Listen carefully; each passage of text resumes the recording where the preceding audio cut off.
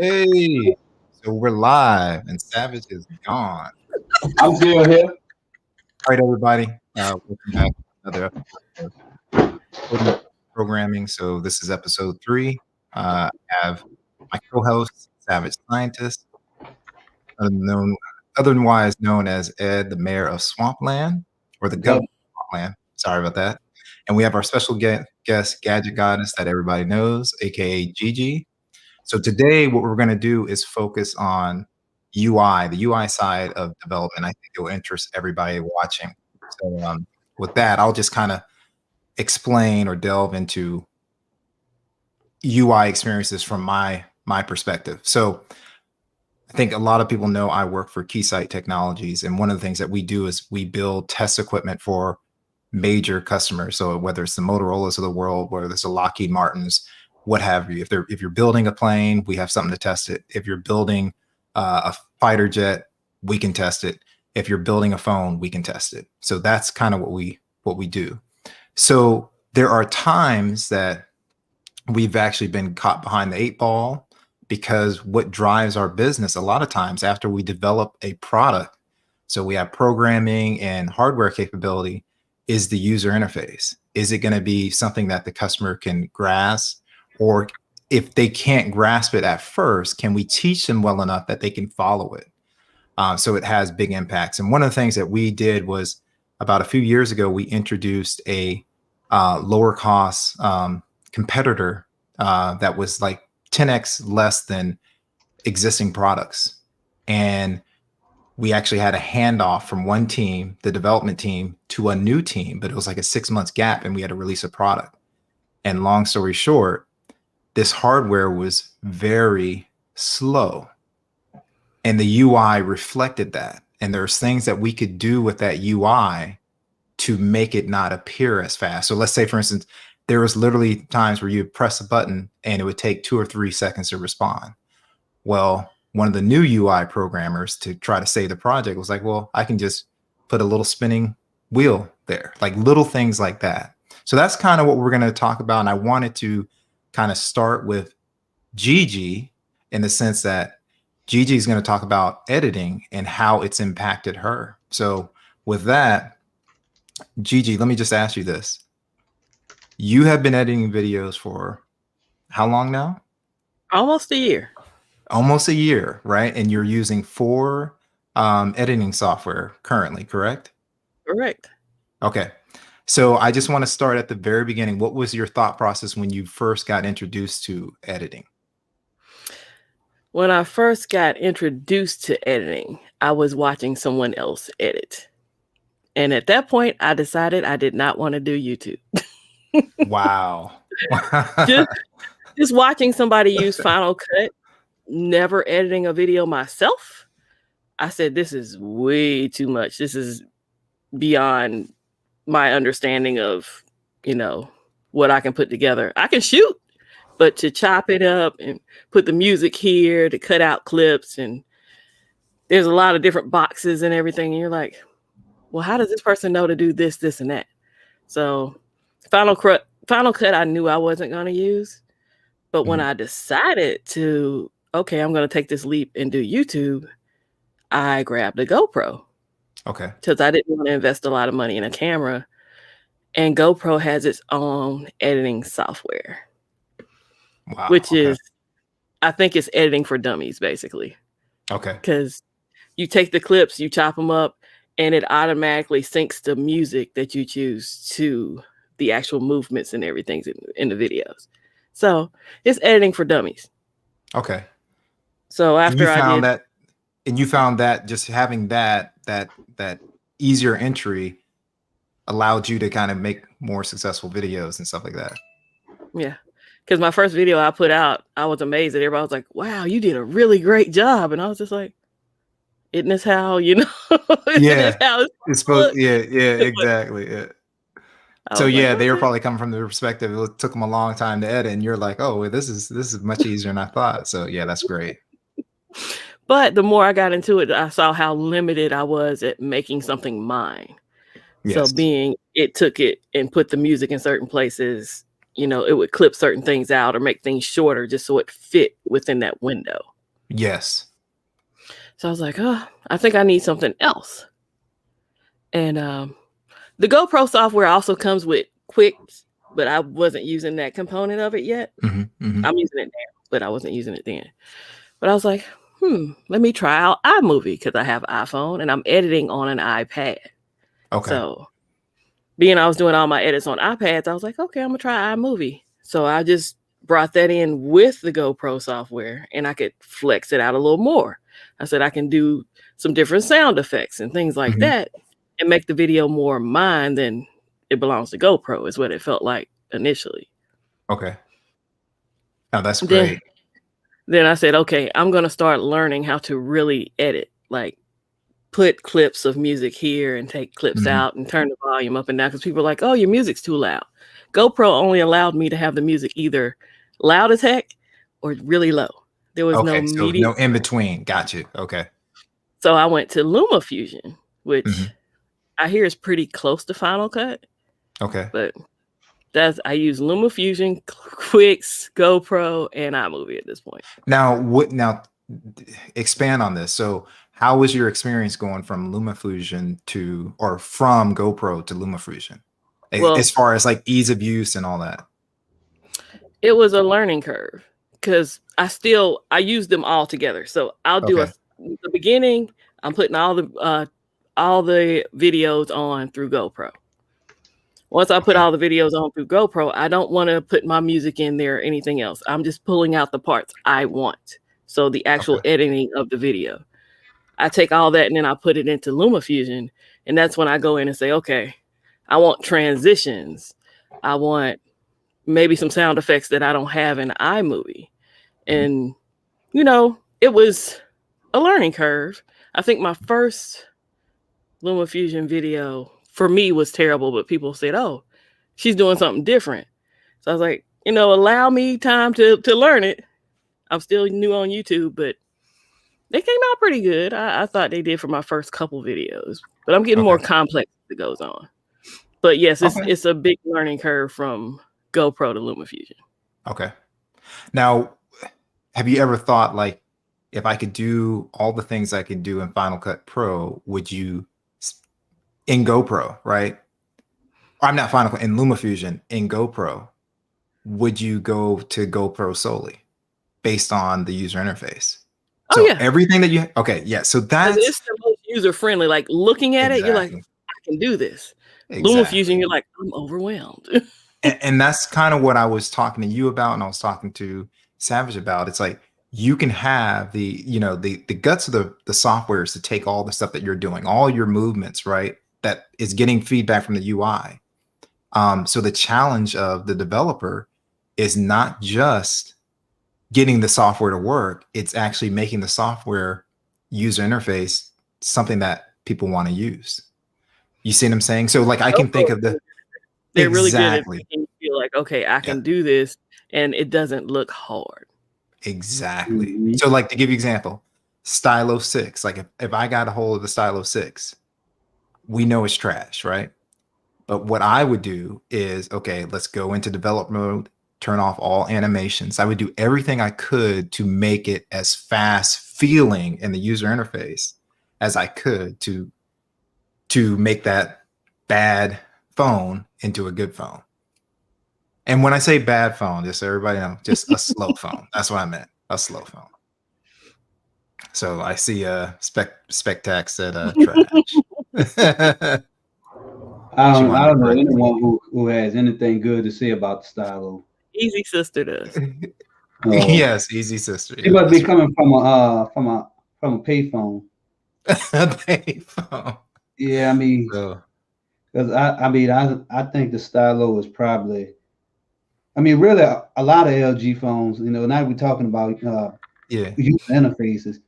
I mean, that's one of the things that I study. I always have to show off a book, but Oh, this nice. one, this is one of the things that I studied at one time. And whenever you was the program or to write code to generate a user interface, it requires a lot of technology in the background. But I know that this isn't real. We're not talking about coding at this moment. No, we're But talking about, but if you think It about was- it, it it's was- part of coding because the oh, the bottom line is the code has to at some point have a user interface, right? Now there yeah. are things we can write routines that run on their own, but when a human, just like you pulled up the book, when a human has to interface with it, they need a GUI.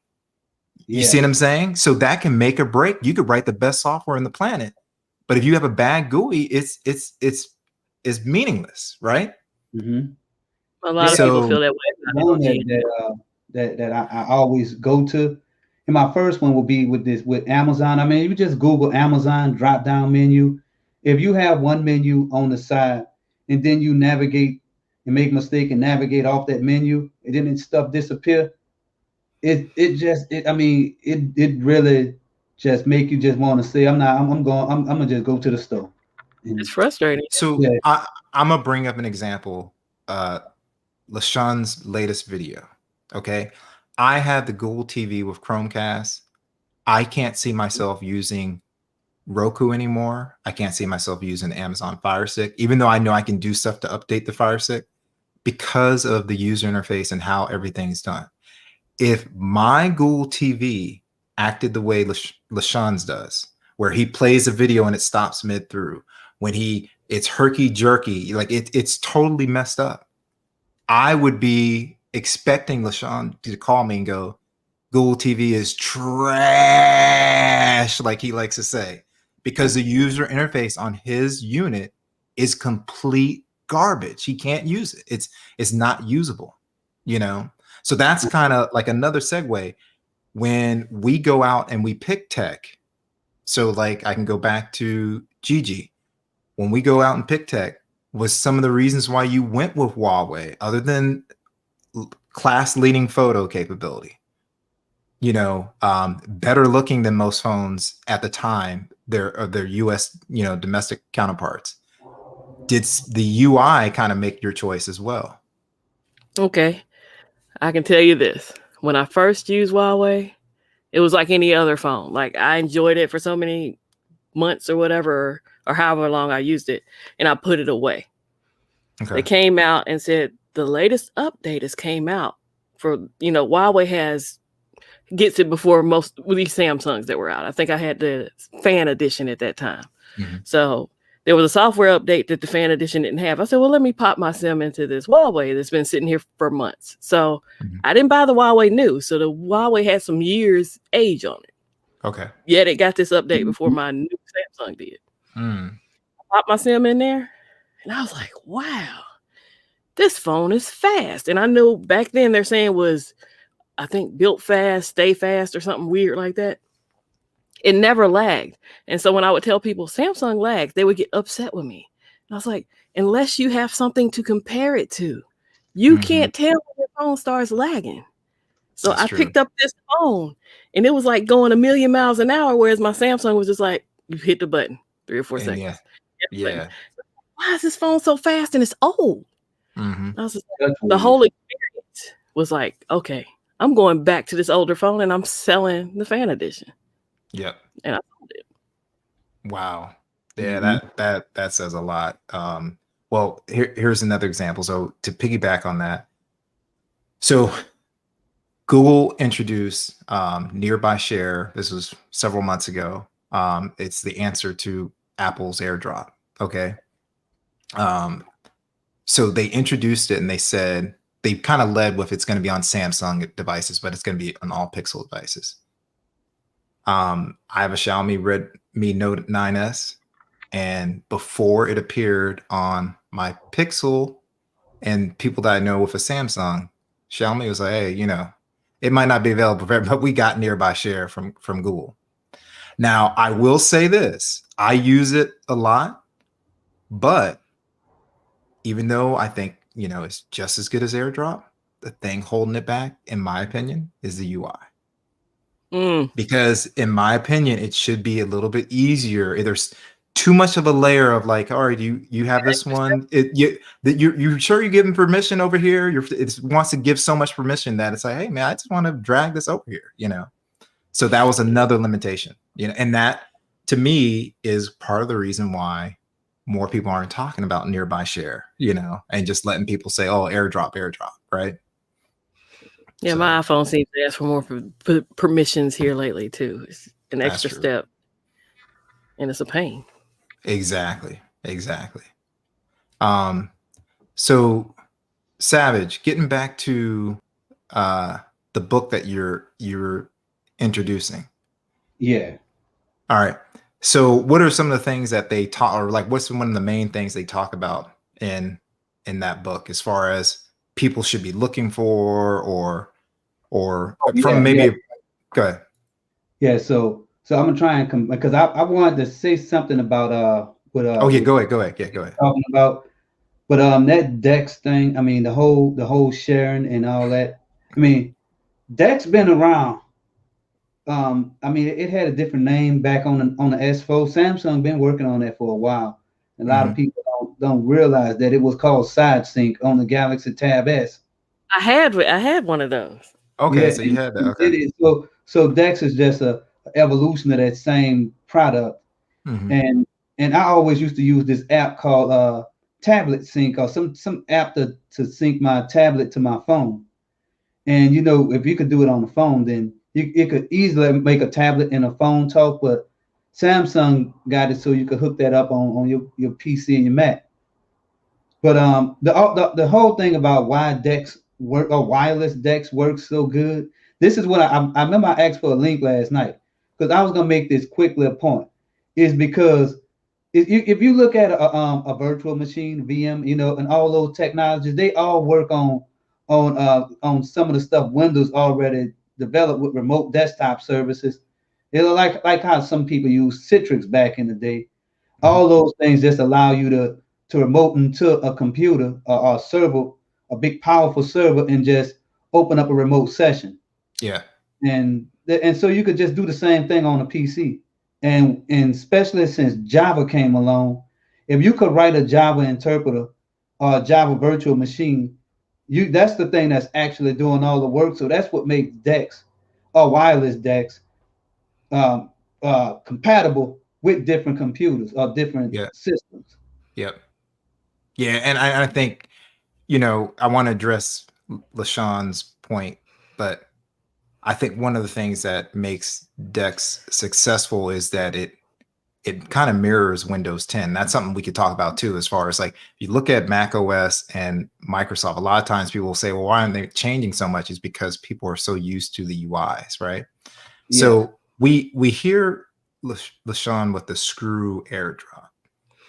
Well, that's what I was going to ask. Has he ever used it? And is he put off by exactly? Is he so put off by So I'm not trying to derail what we're doing, but I would like to ask LaShawn if you can expand on that. Have you seen people use it? Why is it trash? Do you also think nearby share is trash? Was it the UI? Because we could ask him a lot of questions about UI, because everybody in the chat, if you don't know, his name is King Pixel. He only rocks with Pixel phones. He does not like iPhones. Yeah. And Ray has said he used to say that until he got an iPhone. And that's why I was like, LaShawn, when was the last time you had an iPhone? Or have you ever had one? Oh, and this is a question for Tech King Mike. So you see that Mike airdropped me some Oxel links. Now, Mike, we have all gone to the Trap House Chickens website. Yes, we have. Is it the user interface of the website that is preventing you from going to pick up those oxtail wings? Do you think that when you get there, it'll be hard to place your order, or what have you? And I see LaShawn is dancing away from our question. So Yes, yeah, exactly. I don't think he's going to answer, but I do think a lot of people are put off by iPhone and how how the user interface is set up, and Yeah. they're like, oh, I don't like all these little boxes, and I like something more customizable because I like to customize everything. Yeah. But Yeah. So for me, this is the thing. So iOS has been around for a while, right? I just wish they would, and this is a simple thing with notifications. One swipe to get them to go away, not to have like slide them and then have to do an extra step. So that's something that easily fixable. But the thing that I wish that they would do is when you're moving, they've got to get it. We have a lot of apps nowadays, right? So the whole holding down an app, making it move around and all that stuff to delete it, just move it up to the top. Like, just copy Android directly, get rid of it, and let us move the icons anywhere we want, instead of having that snapback grid.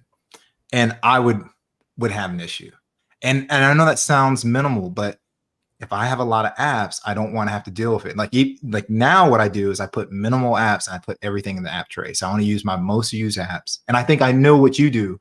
All your stuff is in the app drawer. Your home screen is clear. So you've been satisfied, basically.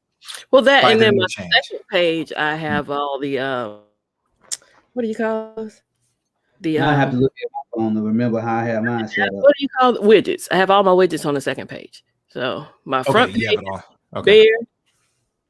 Yeah, see, that's too many apps on a page for me right there. Yeah, you just like to have your, except for the little bar on the bottom. And I normally fancy it up and make it look prettier, but I don't like this phone. So wait till you see. If I scroll to the left, on my home screen. If I scroll over, this is that page with all the apps on that everybody hates to see. So when I start my phone, I don't want to see that. And when I scroll the other way, I have my calendar. All my phones, I use these same three pages. And then if I swipe in any direction, I'm going, well, I also rigged it up so the home button actually worked like a home button. Okay. And when I'm ready to get off the screen, double tap. Yep. And yeah, I mean, I had to hack this phone to do all this. Not really hack me, and I ain't had. This is the LG G8. Okay. Yeah. And that was one of their really good phones. LG, but I don't like LG. No, but that was one of their really good phones. Yeah, that was one of the really good phones. Exactly. Yeah. So Nova Launch makes it so all Androids could be the same. Yeah. Correct. Yeah, they do. They do a great job. And I know you're a big fan, and that you just nailed it right there. Most people prefer Nova Launcher, and what is it? User interface. I can't stand Nova Launcher. you don't like Nova? That's too funny. Nova Launcher is a beast. I mean, it's just like I don't have to learn how to do things. Like if I go get a Xiaomi or a Huawei. That's the joy in it for me, though. I could just throw Nova Launch on it, and because sometimes it's just the certain little things, like it's not gonna. It doesn't actually replace the stock version of Android they're running, or they launcher. It just sits on top of their launcher, but somehow Nova Launcher is optimized so well till you'll get probably a 40 to 50% speed increase just by installing it. And that's based on the TouchWiz days. So I don't really know. I mean, I think that Samsung new UI might be probably just as fast, but Nova Launcher I'm just used to it. And like Barry said, UI. Remember when Windows 8 came out?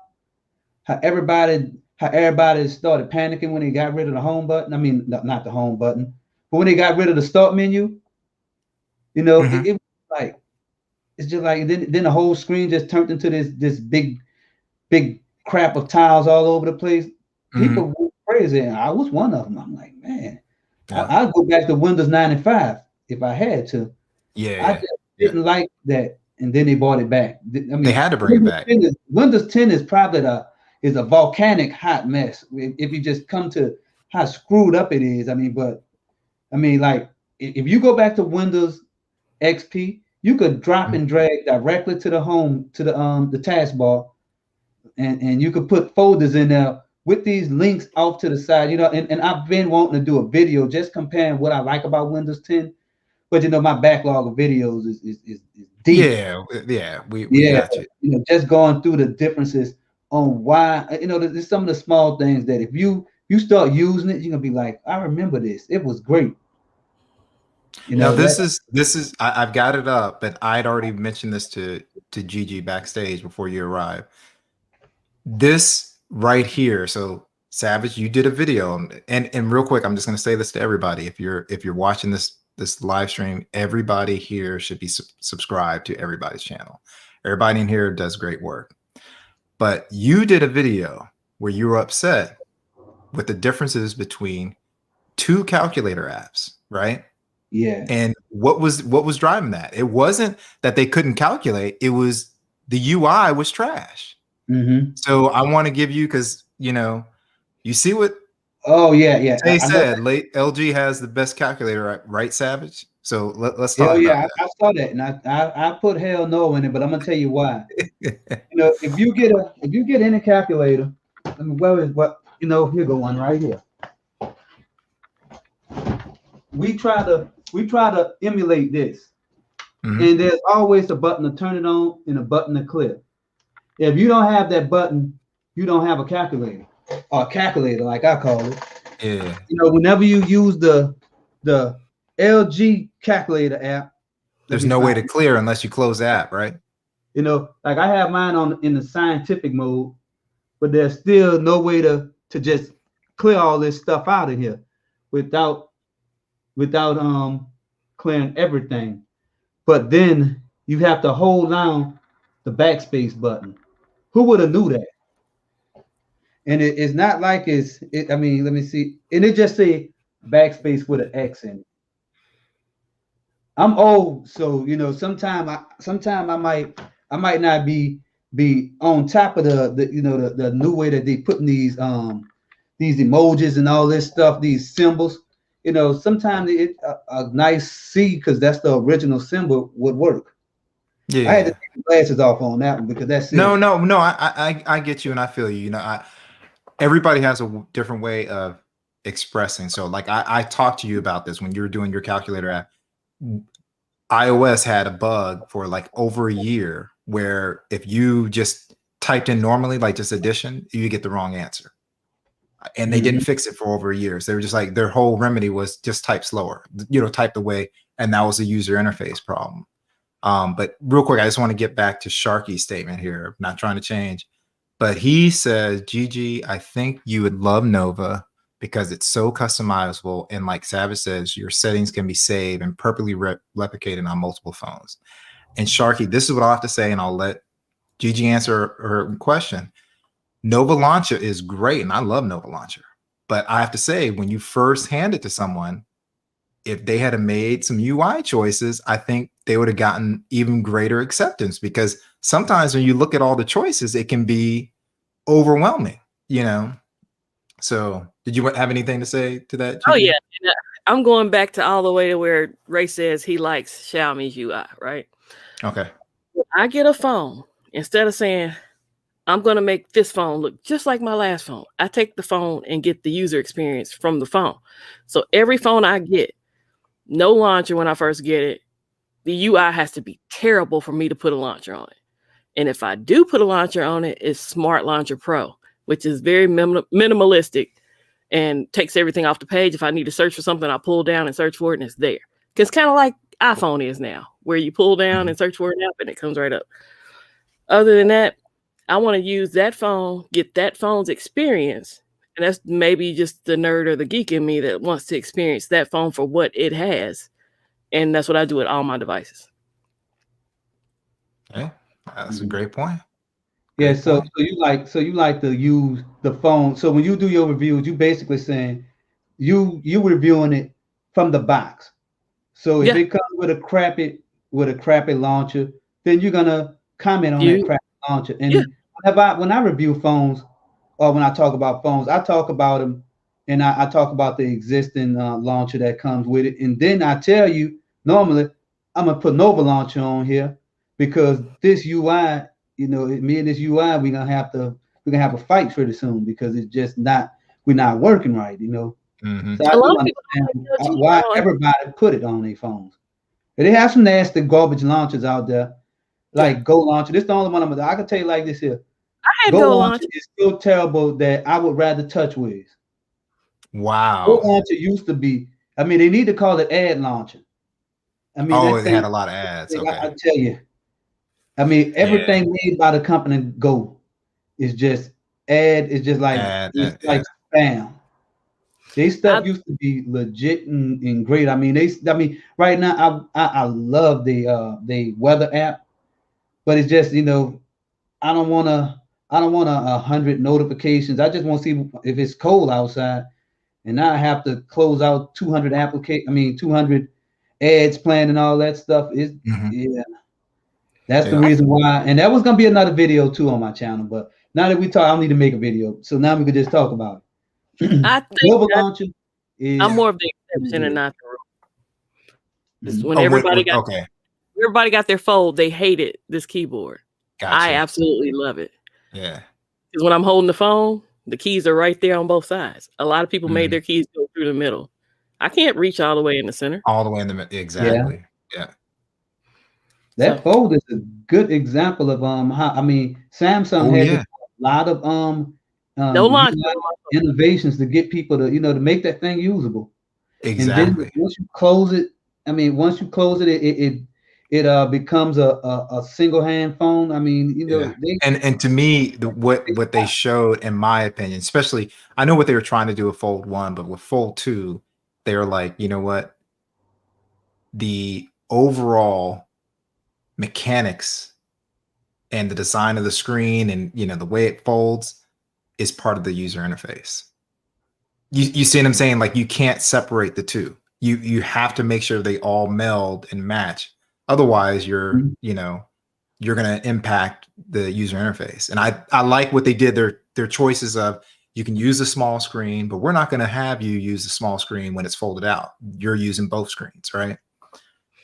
Yeah, because the outside, even if I pick a wallpaper from my inside and a screensaver and all that, that's just for the inside. When I come back to the outside, it has a different lock screen, a different screensaver. So it's like having Mhm. two different phones in one. Yes, exactly. So are there any obviously YouTube views you as the Fold 2 guru, right? But are there any changes that you would want to see with the new Fold?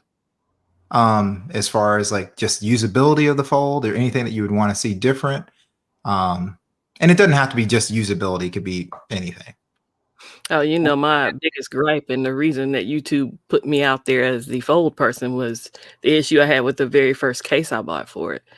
I really think software related, when you have swipe gestures on the front of your phone, you can't have a case that comes all the way out here and be able to use your swipe gestures. But that's because they didn't put the phone out to people before they released the phone. Yes, exactly. And guess what happened? It impacted the user experience. The user interface suffered because of what they did. Because I remember you showed in so many videos. Everybody go back and watch those videos because you want to buy a case for the Fold, you're gonna know which ones not to buy because you couldn't swipe over because of the lip on the right side of Yeah, it. so many of those. But I did like Yeah, 11 or 12 videos, and some of them had multiple cases in them. yeah. So I've had about 20 fold cases. So as a consumer, would you like companies to I see spec what we can address this as well, but would you like to see a better opportunity for consumers to feed back to companies? This is what I like about the UI or Yeah. the experience Definitely. using, and that way they don't Yeah. get on the wrong path, Yeah. you know? Um, Keeping everything the big secret and saying, okay, we're going to be the only ones that release a case for this yes. phone. It better be a Yeah. perfect case. It better be a perfect case because it can ruin your experience. Like the one thing I think people know how much I love Pixel from the UI perspective. All right. And one of my big fears is as they update, even though they haven't done it yet, are they going to screw something up? You see what I'm saying? And then I'm going to be back in a position where now, okay, what drew me to your product was the user interface. Now I'm going to have to look outside to see who could supplant you as my primary. You see what I'm saying? So SpecTech was saying a better screen protector is something that she would like to see on the Fold 3. And then, did you want to comment on that before I go to Lon?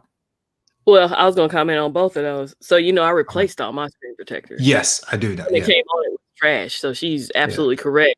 They should offer, at least, like I use matte. They should offer matte because you're constantly touching the inside and outside of that phone. Screen fingerprints all over your screen. It just looks nasty when you go to use it. And to tell people that they can't remove the screen protectors is ridiculous. Mm-hmm. Yes, that's crazy. Actually, this is what I wanted to pull up. So you can adjust the side panel width, height, etc. You can't bring it in further is the point. Like you can make it taller, but you still are at a disadvantage with being able to swipe. Yeah, that's the thing. Yeah, I think they... With Good Lock, though, and that's why I said they could do that with a software update. All they had to do was update the software, because with Good Lock, the one I use for them, you can make it come in further. If you make it come in further, and there you go. There's user interface right there, and that should be added if they're going to have something like that, especially if they know they're not going to get this phone out to case manufacturers early. Mm-hmm.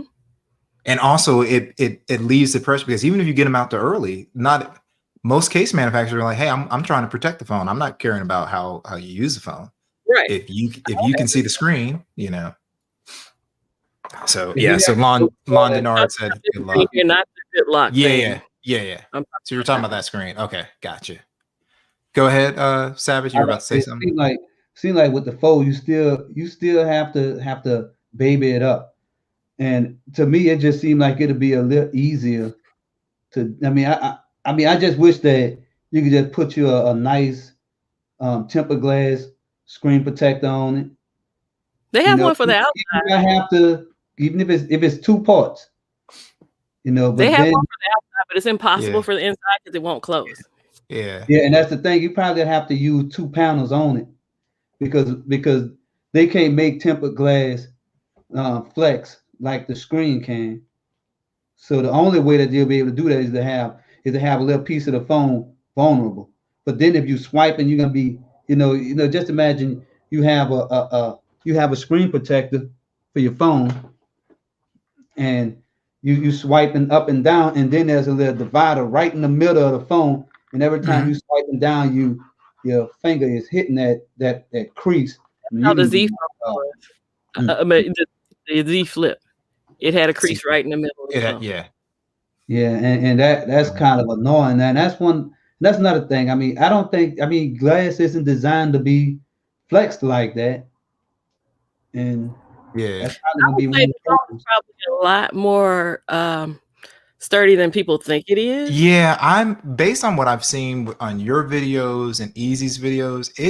I think the only time it's vulnerable if it's wide open, you leave it and something drops on it. But outside of that, I think it's surprisingly durable. My go-to is when I tell people it walked down 12, 13 steps in a case without a scratch, and it slid across the floor when it hit bottom. Yeah. So this is my thing. It wasn't open. What I can see from a usability standpoint, I still rate that as the Fold as the phone of 2020. And this is someone that is not the biggest fan of Samsung's One UI, right? But that's kind of the reason why I push for the Duo. And that way we can have one company trying to do the best with glass, a folding glass tablet, and one doing what Samsung's doing, and to give the consumer choices. You see what I'm saying? Instead of limiting, because I think it would be a big change for Samsung to change this all of a sudden, because they would be back almost at square one where they're introducing the first Fold, like the Fold 3 would be the first Fold, So. But typically, all the people with their phones open, like walking down a flight of stairs. Yeah, when they're not. Oh, Yeah, no. it was It'll be one of them things that like you walking and you trying to open up your door and you watching something, you responded to an email or something, and I don't typically you do that walking so around. you Hold open. call, yeah, it's just that if yeah. that I if think you I decide know to what you're saying. I know fall, what you're saying, but I just don't see people doing that. Savage. I think they're gonna flip it back together when they mhm. walk. Walk around. If Not I'm too many on people, YouTube, even if many I'm people, watching a video, I turn it this way, and I'm watching the video this way if I'm walking. I yeah. don't open the phone up completely. Hey, look what I gotta put it up. I'm sorry. Look Oh at yeah. look at Lon. He goes days without opening it. And this is a guy that, man, he's a fold guy. Hmm. So he Dave, uses that, and that's the thing that's why I I have to give them kudos on the usability. That having that screen on the outside to be as functional as it is right now makes it's not just a screen, a throwaway screen. It's like it's usable. That's why I yeah. had no interest in the Fold 1 because Yeah, Good. it wasn't usable.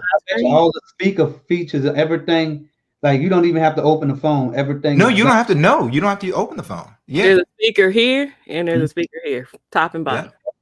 Everything's right here. I mean, that's a perfect design. And And here's a fun fact for you. I've never used the selfie camera on the inside of the phone. Never. Never. Yeah. Not since I've See. had it. Yeah. when So you they open didn't that even need a camera videos on the and inside. stuff, They could Yeah. have put See one that's and like I said, I'm very hard on. I think Samsung gets better every year. I'm very hard on their UI. It's me personally, but I just think they made magic when they made that fold too. So I'm not trying to make this whole podcast into why the fold 2 is such a great phone, but Well, they made it so this camera can be your selfie camera. If you open it up, you see yourself on this one, and you take the picture with that one like you're over here and you can see it. Mhm. So why would I ever need the selfie camera on the inside? Exactly. that's one of that's why I like the mirror phones, like the mirror cases, because you could see yourself in the mirror. Okay, gotcha. Yeah, that's Yeah. one of the best things about that that the thing that you was talking, the skin you were talking about, Gigi, on the Note 10, my Note 10 has that flashy glass looking back. It's broken now. It will come back. Yeah, Are you gonna replace it? I'm thinking about either it's $350 to fix it, or I could just get the S21 Ultra for 650. I'm probably gonna just go and get and spend the 650 because I get to keep my phone still. So I have another experiment that I'm probably gonna do on that phone. Mhm. It's not gonna be nice for the phone. If they But could bring this out like a little bit more to make it the size of a regular phone, even though it would make the phone bigger, I'd be down for that. Mhm. like if it was the size of probably like a Note, skinny S, 2 notes. like Mhm. Note size. I like big phones though. That's just me. Because I was thinking more like if it was the size of something like the S, like a skinnier S3 or something like that size. This is an iPhone 12 Pro Max. This is a big phone. It's huge. Yeah. It looks small when you Yeah, but I'm saying if you got something about that size, that's perfect. It just doesn't feel the feeling in the hand on that narrow phone. It needs to be a little bit wider. Needs to be a little bit wider. Okay. So Now, yeah, we got that's about all. 15 minutes left, so I'm gonna let you guys keep going, but I want to open it up to people in the chat.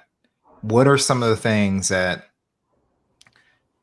you currently have? It doesn't have to be a phone. It could be a computer. It could be something that you're using. What are some of the things that you would want to see differently with a user interface that you're using? Lon, it could be even if it's just a control for your drone or something like that.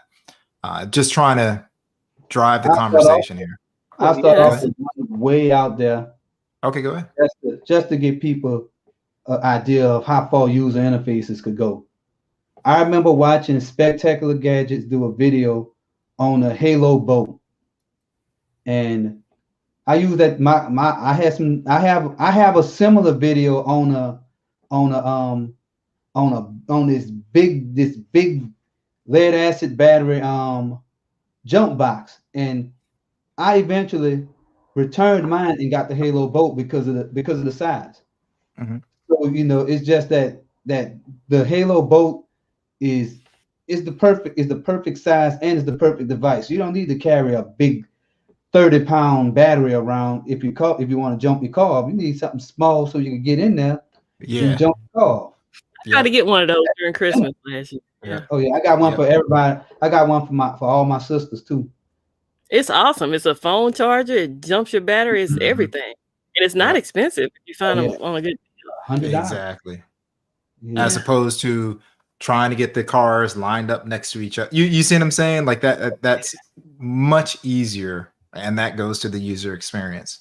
I can kind of give you this, and it's just because I've got a whole separate chat going on right now with different stocks. So Gigi has sent me a referral link. So we have Robinhood accounts, but she was like, hey, go ahead and start this public account. And she kind of told me, she's like, hey, Robinhood, everything's laid out. You can see the trend lines and all that stuff is real easy to see, but you may not like the user experience, user interface of public. And it's definitely different. It's like, it's hard to see all of your stocks, at once. You always have to go to one screen and you don't really see a visual and is what's happening with the stocks. I'm green, red. What does that mean? Does that just mean for today? So little things like that, that's been my experience. I have to say, I was in that before we even came on here, and I'm like, okay, I'm starting to adjust because I've put the money into it, but like, unlike Robinhood, like it waited for my money to be pulled from my account before I was able to use it. So it's there now, but the stock market isn't open today, so I can't buy anything really. And then there's no crypto over there either. So it's interesting. It's a different kind of experience. Correct. Yes. So I'm looking at this crypto thing, and I want to get into it, but to me, if I want to do it, I have to do it now, because this is reminding me of 1998 and 1999 when everybody, you could just come out with put your web server in your closet and come out with a website and you'll get rich. Somebody I see what you're saying. Somehow get rich off of it. Yeah. Somehow if you do anything relating to crypto, except for probably mining crypto, you're gonna make some money. And I just see that one day the rich people, the rich trillionaires and billionaires, gonna find a way to cut the market off. They're trying to do it now, but that's one of the things that make crypto a little harder for them to control because of the design of it. Well, that, and then it trades all the time. It's not a thing that's like, okay, it's not. It never sleeps. It never sleeps. Absolutely. Yeah. And you can't really go back to see what, like the guy who lost a hard drive with a lot of money, where I don't know if it was billions or just $500 million worth. Yeah, he lost his private key. He couldn't remember it. And that's the thing about crypto.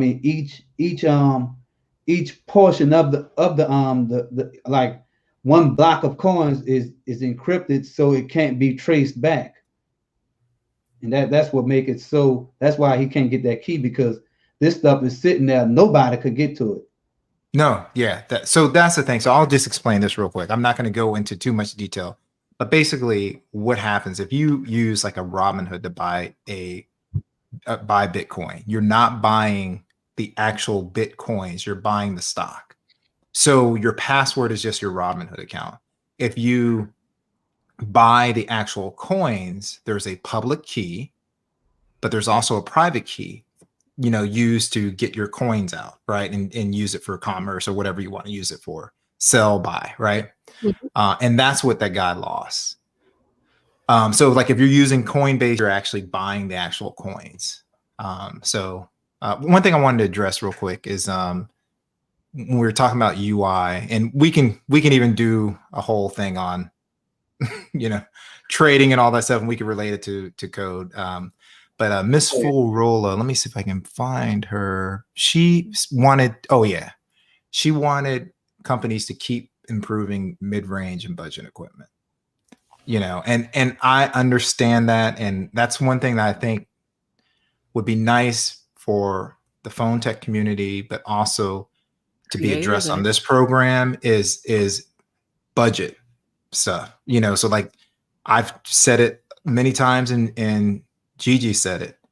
We switched our postpaid accounts to Visible, to the Mint Mobiles, right? And there's other things that you can do with those besides just saving money, but added functionality to your phone, like maybe running one on your physical SIM and one on an eSIM. So that's something that we can talk about going forward with this program.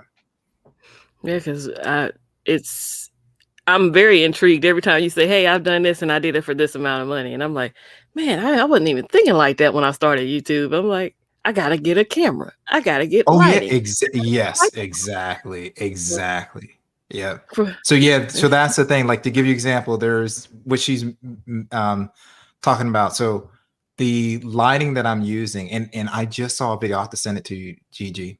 So one of the common lights for YouTube is called a Godox SL60W. It's about 200 something bucks. All right. Nice locks, comes with a soft box. So the light that I have is a Home Depot clamp light that is like $7 plus maybe $3 for the bulb.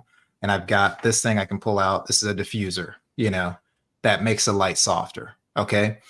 And I just saw a video of a guy that has a Godox that was explaining to everybody. He's like, hey, if you know color grading, he goes, just get 2 of the clamp lights and 2 of the things I just pulled out.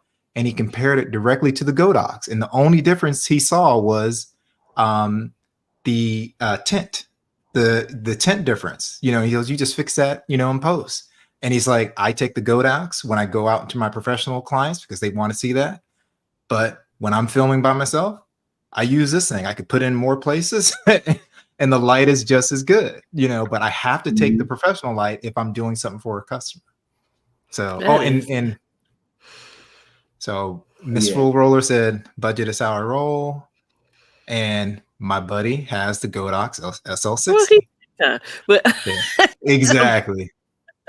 I tell people all the time, I said, I just got monetized. I wasn't monetized before. I was like, my donations went right back into my channel, and that's all I was using to fund my channel because I ain't rich out here trying to do YouTube like a lot of YouTubers. They get I think realistically, Gigi made a good point. We're all YouTubers here at the end of the day. And if we can just share one thing, try to ball on a budget, make use. I've seen a lot of channels that all they talk about is like what to do on YouTube. And one of the things that even with their nice setups, they go shop in your home first. You know, so if you're making a YouTube studio, what can you grab from home right then and there? Yeah, and they show you the whole process as well. So I might put that link in the description after this video goes up. Oh yeah, so yeah, that's true. I mean, I've been having a lot of cameras around, and I just use the stuff I have. Exactly. You know? And like I like to travel. I like interstate signs, so that's probably why I keep. You know, I might get me a better camera so I could take pictures. So I don't have to get my interstate signs and bring them home with me. Take a high def picture in front of I-55, and now I don't need the sign. You don't need the sign. Yeah. So this is the thing. Like, reach out to anyone in the chat. They can reach out to Gigi. They can reach out to myself. They can reach out to Savage. If you're looking to upgrade something and you want to be on a budget, we know different people on YouTube that you would swear that their cameras cost $2,000 and they've spent $350 on the camera, and I can show you the videos and they can tell you the process and all that stuff. So there are things that you can do even when it's time to upgrade and you're like, hey, I'm monetized now, I want to start adding to my channel, to make your channel look its best as we grow on YouTube. And if you limited in space like I am, get you a nice little divider.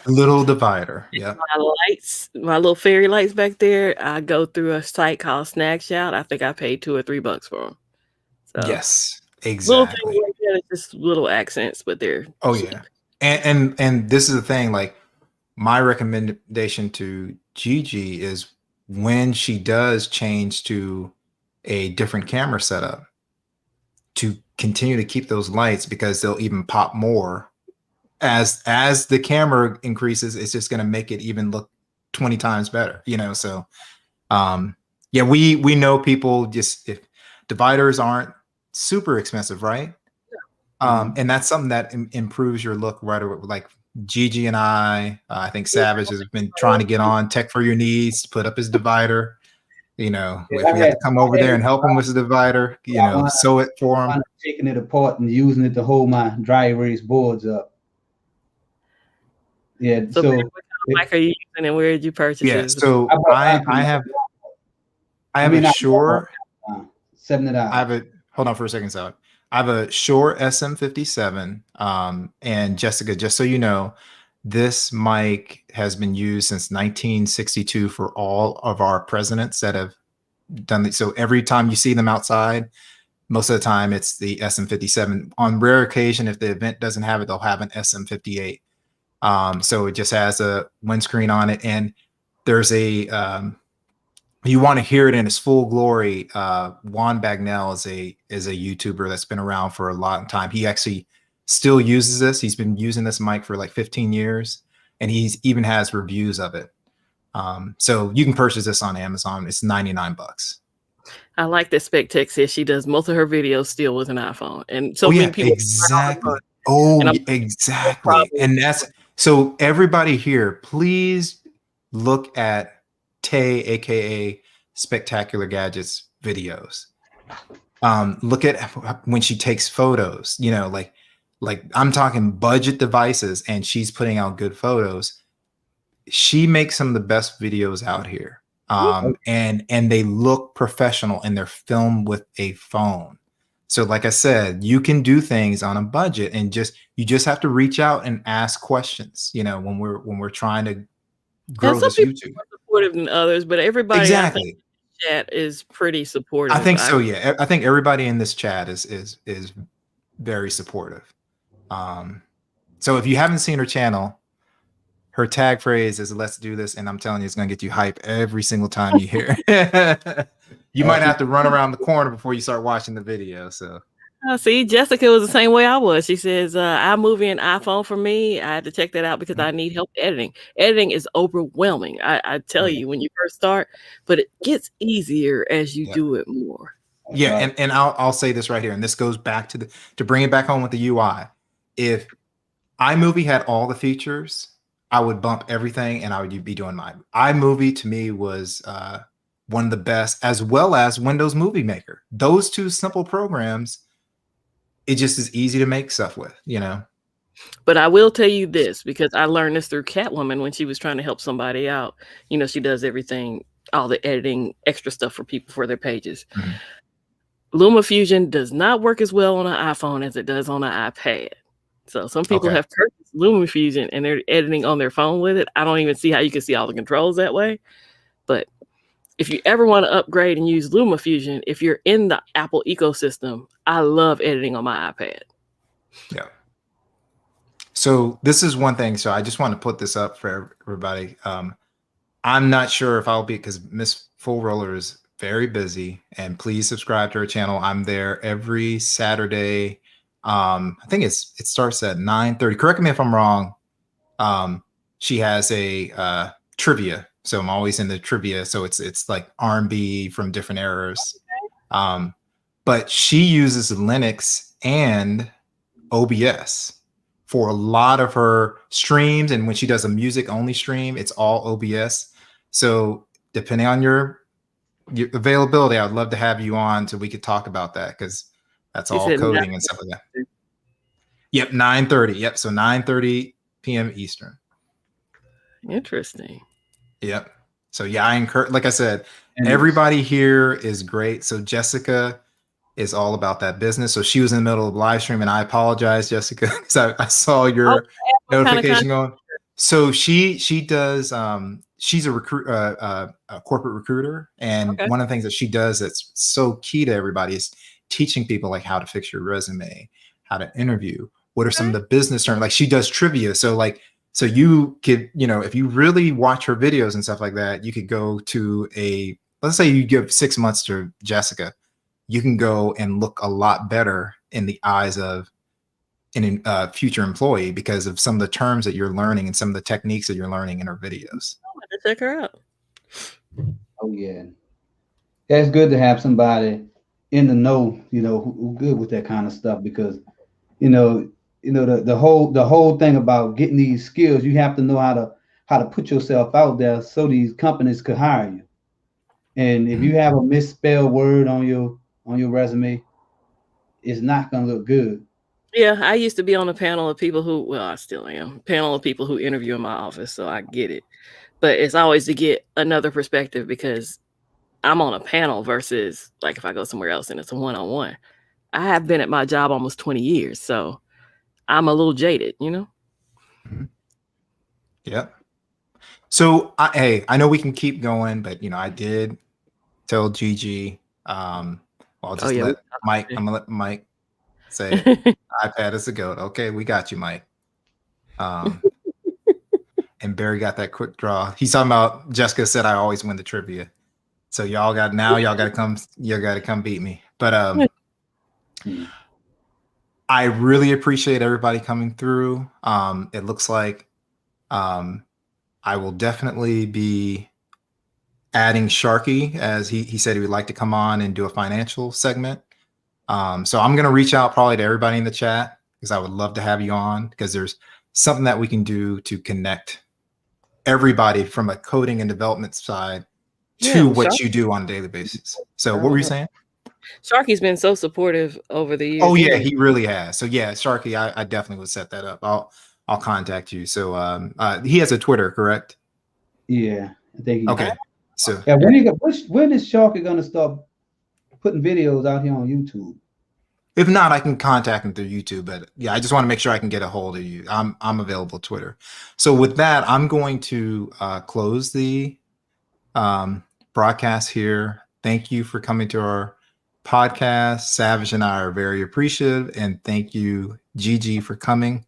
Thanks for having like I said, me. This is enlightening. This is something that we use on a daily basis, and it's really good to see why people choose certain software packages. All right. So everybody, again, thanks for coming, and we are out of here.